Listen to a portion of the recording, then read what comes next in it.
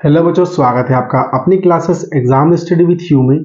बच्चों मैं आप लोगों को बता दूं कि हम लोग जो है कक्षा 11वीं का अर्थशास्त्र पढ़ रहे हैं, जिसमें से कि हम लोगों ने कुछ इंपॉर्टेंट क्वेश्चन जो कि आपकी हाफ ईयरली एग्जाम और आपकी जो बोर्ड एग्जाम आपकी होने वाली, जो मतलब मान सकते हैं कि जो बच्चे नॉर्मल 11th क्लास के हैं, ठीक है बेटा, उन बच्चों की जो क्लास होगी लास्ट ईयर में जो हम लोगों की एग्जाम होती है, हम लोग फाइनल एग्जाम जो होती है उसकी तैयारी कर रहे हैं बेटा। तो अगर आप लोग चैनल पर नए हैं तो प्लीज आप लोग चैनल को सब्सक्राइब कर लीजिएगा और बेल आइकन को प्रेस करना आप लोग बिल्कुल भी मत भूलिएगा बेटा। क्वेश्चन आपको इस साइड आ जाएंगे। तो आज का हमारा पहला क्वेश्चन जो होगा बेटा, देखिए इसके पहले के 10 क्वेश्चन हम लोग पढ़ चुके हैं जो कि आपको प्लेलिस्ट में मिल जाएंगे बेटा, ठीक है। अब देखो क्वेश्चन नंबर आज का हमारा 11 होगा। क्या है कि द्वितीयक समांकों से क्या अच्छा है, ध्यान दीजिए क्वेश्चन क्या बोल रहा है बेटा, ठीक है। जैसे कि आपको यहाँ क्वेश्चन आए ना, वैसे मेरे पास भी शीट है मेरे हाथ में, ठीक है बेटा। द्वितीयक समांक होते हैं इसका बताना हम लोगों को।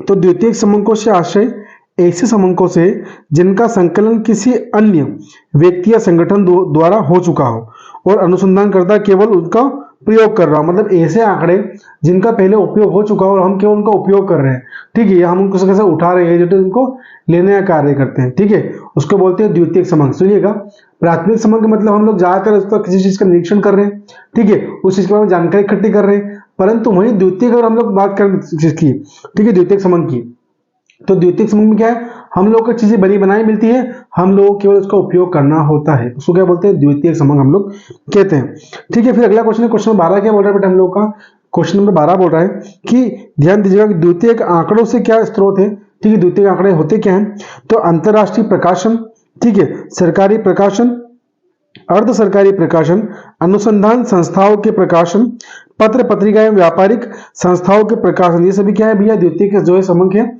उनके स्रोत है, मतलब कहां कहां से प्राप्त किए जा सकते हैं, ठीक है। तो कहां कहां से प्राप्त कर सकते हैं बेटा हम लोग, अंतरराष्ट्रीय प्रकाशन से हम लोग प्राप्त कर सकते हैं, है ना। फिर सरकारी प्रकाशन से प्राप्त कर सकते हैं, अर्ध सरकारी जो है हम लोग बोल सकते हैं कि प्रकाशन से उनको प्राप्त कर सकते हैं, अनुसंधान संस्थाओं से हम लोग उनको प्राप्त कर सकते हैं, ठीक है। उसके बाद में पत्र पत्रिकाओं से उनको प्राप्त कर सकते हैं हम लोग, ठीक है बेटा। ऐसे क्वेश्चन है कुछ। अगला क्वेश्चन है क्वेश्चन नंबर 13, हम लोग क्या बोल रहा है कि राष्ट्रीय न्यायाधीश सर्वेक्षण संस्थान, ठीक है, की स्थापना कब की गई, ठीक है बेटा। अब देखिए इसका आंसर क्या है, राष्ट्रीय न्यायाधीश सर्वेक्षण संस्थान, जिसको हम लोग NSSO भी कहते हैं, क्या बोलते हैं, NSSO, इसका फुल फॉर्म में दिया है कि स्थापना सन 1950 में की गई थी।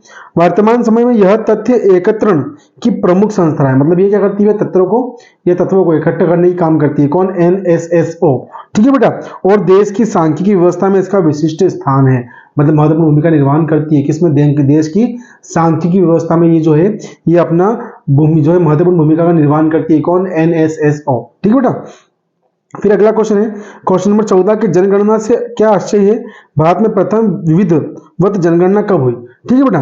तो राष्ट्र क्या बोल रहा है, संयुक्त राष्ट्र संघ UNO के अनुसार जनगणना से आश्चर्य निश्चित समय अवधि देश या क्षेत्र में रहने वाले सभी व्यक्तियों के संबंध में जनांकिकी आर्थिक व सामाजिक तथ्यों के संकलन, संपादन एवं प्रकाशन करने की संपूर्ण प्रक्रिया से है, ठीक है। एक वर्ष के अंदर हम लोग कौन कौन से क्रियाकलाप किन किन मनुष्य द्वारा किए गए, ठीक है, उन सबका आंकड़ा है एक, ठीक है। भारत में पहली जनगणना सन 1872 में आयोजित की गई थी, परंतु इस जनगणना में अनेक त्रुटियां भी थी, मतलब बहुत सारी कमियां थी, ठीक है। इसीलिए सन 1881 की जनगणना को भारत की प्रथम विधिवत जनगणना कहते हैं, मतलब प्रथम विधिवत जनगणना कब हुई थी, तो 1881 में प्रथम विधिवत जनगणना की गई थी। परंतु उसके पहले कब हुई थी हम लोग बात करते हैं, तो हुई थी हम लोगों की 1872 में हुई थी, ठीक है।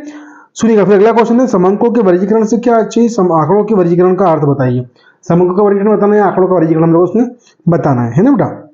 तो क्या है कि संकलित समांकों को किसी गुण के आधार पर समान व असमान अलग अलग वर्गों में बांटने की प्रक्रिया को वर्गीकरण कहा जाता है, ठीक है। कौन सी समांक के कैसे आंकड़े हैं, वो कैसी किस ग्रुप के हैं, उनको उस ग्रुप में बांटना, ठीक है, वर्गीकरण करना, मतलब कि, ठीक है। तो वो क्या है भैया हम लोगों का, हम उसको बोलते हैं कि आंकड़ों का वर्गीकरण बोलते हैं उसको हम लोग, और समांकों का वर्गीकरण भी वही होता है, ठीक है बेटा। फिर हम लोग बात करते हैं अगले क्वेश्चन की हमारी। तो अगला क्वेश्चन हम लोग का है क्वेश्चन नंबर 16 कि वर्गीकरण की रीतियां कौन कौन सी है। तो तथ्यों के दो प्रकार के आधार पर वर्गीकृत की रीतियों को निम्न दो प्रमुख वर्गों में विभाजित किया जाता है। पहला है गुणात्मक वर्गीकरण। गुणात्मक वर्गीकरण में कौन कौन से आते हैं, इस वर्गीकरण के भी दो प्रकार हो सकता है। पहला है सरल वर्गीकरण, दूसरा है बहुगुणक वर्गीकरण, ठीक है। अब देखो गुणात्मक में कौन सा है, सरल और बहुगुणक वर्गीकरण, ठीक है। वही अगर हम लोग बात करते हैं संख्यात्मक वर्गीकरण की, तो संख्यात्मक वर्गीकरण में कौन सा आता है बेटा हम लोग का? समयानुसार वर्गीकरण और भौगोलिक वर्गीकरण। कौन सा आता है?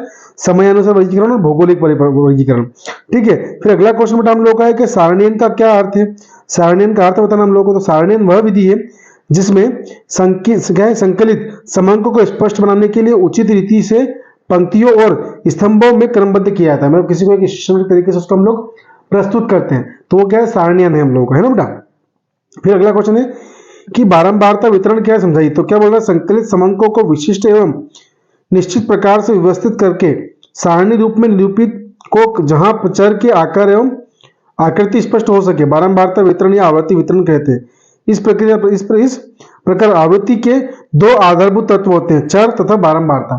ठीक है बेटा, क्या है बेटा? तो हम समझिए फिर से कि क्या बोल रहा है वो कि संकलित समांकों के को विशिष्ट एवं निश्चित प्रकार से व्यवस्थित करके सारणी रूप में, ठीक है, सारणी रूप में निरूपित को जहां चर के आकार एवं आकृति स्पष्ट होती है, जहां चर का आकार कैसा है, उसकी आकृति कैसे स्पष्ट होती है, ठीक है, हो सके बारंबारता आवर्ती वितरण कहलाती है। ठीक है, इस प्रकार आवर्ती वितरण के दो आधारभूत तत्व भी है, कौन सा है? चर है और बारंबारता। ऐसे कुछ इंपॉर्टेंट क्वेश्चन जो कि आने ही वाले थे वो डिस्कस कर चुके हैं। कल मैं इसके आगे क्वेश्चन भी लेके आऊंगा बेटा। ठीक है, क्वेश्चन डेली बनते हैं बेटा, डेली बेसिस पे आप लोगों को देने वाला हूं। तो अगर आप लोग चैनल पे नए हैं तो प्लीज आप लोग चैनल को सब्सक्राइब कर लीजिएगा और बेल आइकन को प्रेस करना बिल्कुल भी आप लोग मत भूलिएगा। ठीक है बेटा, थैंक यू सो मच।